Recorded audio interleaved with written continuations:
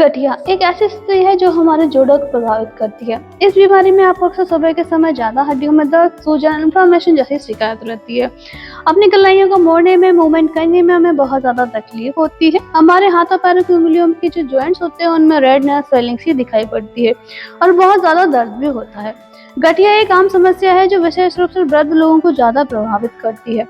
तो आज की इस वीडियो में हम जानेंगे कि गठिया क्या होता है, क्यों होती है गठिया की समस्या, क्यों यह उम्र बढ़ने के साथ साथ ज्यादा परेशानी प्रॉब्लम देती है, क्या कारण होते हैं, कौन कौन से प्रकार के गठिया होते हैं, किन लक्षणों से हमें पहचान सकते हैं कि हमें गठिया की समस्या है, क्या घरेलू उपाय करके हम इस परेशानी से छुटकारा पा सकते हैं और अपने आहार में किन चीजों को ऐड करके हम इस परेशानी को कम भी कर सकते हैं। तो चलिए वीडियो को शुरू करते हैं। वीडियो में आगे बढ़ने से पहले अगर आप चैनल पर नए हैं तो चैनल को सब्सक्राइब करें ऐसे ही हेल्थ से रिलेटेड वीडियो देखने के लिए। दोस्तों, गठिया हमारे जॉइंट्स को प्रभावित करता है। हमारी दो हड्डियों के बीच में एक गद्देनुमा संरचना पाई जाती है जिसे हम कार्टिलेज कहते हैं। उम्र बढ़ने के साथ साथ यह कार्टिलेज कम होता जाता है जिसकी वजह से हमारी हड्डियां आपस में टकराने लगती हैं, जिसकी वजह से कभी कभी आपने देखा होगा कि हमारी हड्डियों के बीच से कट कट की आवाज भी आती है। गठिया की समस्या हमारी गतिशीलता को बहुत प्रभावित करती है क्योंकि हमें चलने फिरने में दिक्कत होती है, हाथों पैरों को मोड़ने में भी बहुत समस्याएं होती हैं। गठिया कई प्रकार के होते हैं जैसे osteoarthritis, rheumatoid arthritis, ankylosing spondylitis, जो अलग अलग एज ग्रुप के लोगों को प्रभावित करता है। आइए समझते हैं कि गठिया कौन कौन से प्रकार के होते हैं। तो सबसे पहले समझते हैं रूमेटॉइड आर्थराइटिस को। दोस्तों, रूमेटॉइड आर्थराइटिस एक सबसे कॉमन ऑटोइम्यून आर्थराइटिस है। इसमें हमारे शरीर का जो इम्यून सिस्टम है वो गलती से हमारे जो जॉइंट्स पर जो हेल्दी सेल्स होती हैं, हेल्दी टिश्यूज होते हैं, उनको अटैक करता है, जिसमें वहाँ सूजन, दर्द, रेडनेस और हार्डनेस हो जाती है। हमें जॉइंट्स को मोड़ने में बहुत दिक्कतें होने लगती हैं।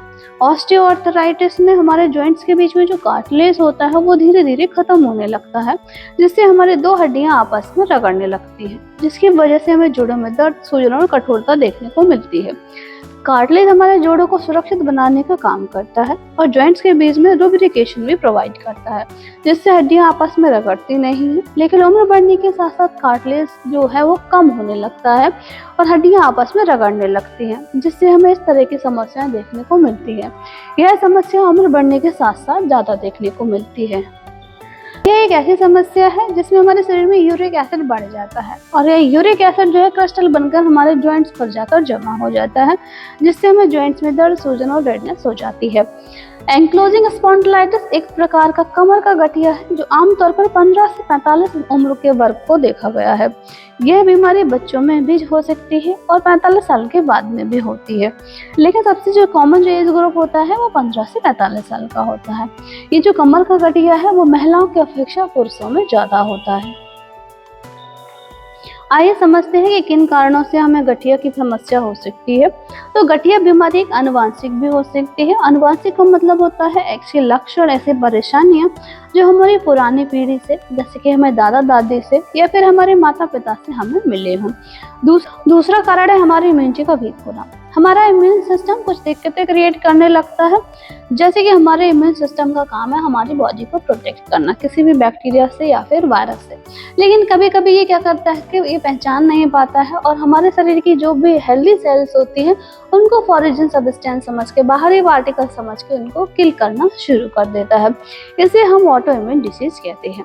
वातावरण का भी प्रभाव पड़ता है। अगर हम पॉल्यूटेड एरिया में रह रहे हो या फिर धूम्रपान कर रहे हो तो इससे भी गठिया होने की संभावना बढ़ जाती है। बैक्टीरियल संक्रमण से हमारी इम्यूनिटी वीक हो जाती है, जिससे हमें गठिया होने की संभावना रहती है। प्रमुख लक्षणों में शामिल है हमारे जॉइंट्स में पेन होना। यह सबसे कॉमन सी समस्या है जो सुबह देखने को ज्यादा मिलती है। हमारे जॉइंट्स में सूजन होना, जिसकी वजह से हमें मूवमेंट करने में बहुत ही दिक्कत होती है। अगर हम काफी समय से मूवमेंट ना कर रहे हो तो हमारे जॉइंट्स में काफी हार्डनेस भी हो जाती है, जिससे बहुत अधिक पेन होता है। जोड़ों में बहुत अधिक दर्द और सूजन होने की वजह से हम ज्यादा मूवमेंट नहीं कर पाते हैं और हमारा मूवमेंट भी लिमिटेड हो जाता है।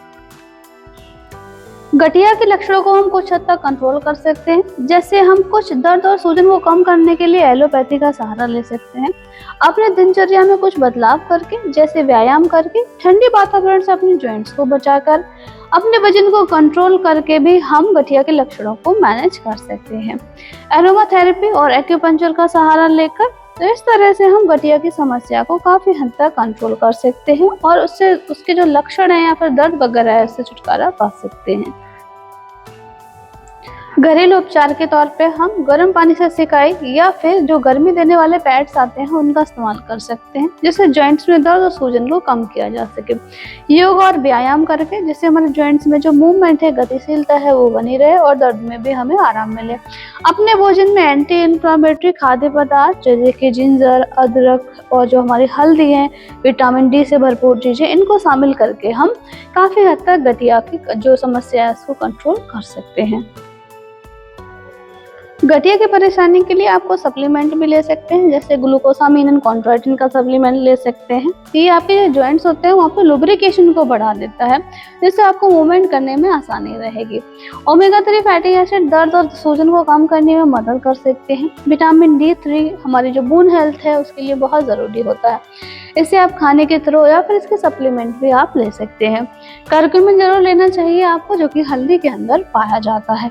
ये आपके जो जॉइंट्स होते हैं वहाँ पे जो स्वेलिंग होगी, वहाँ पे जो दर्द होगा उसको कम करने में मदद करता है। मैं आशा करती हूँ कि वीडियो आपको इन्फॉर्मेटिव लगा होगा। दोस्तों, वीडियो आपको पसंद आया हो तो वीडियो को लाइक करें और चैनल को सब्सक्राइब जरूर करें ऐसे ही हेल्थ से रिलेटेड इन्फॉर्मेटिव वीडियो देखने के लिए। धन्यवाद।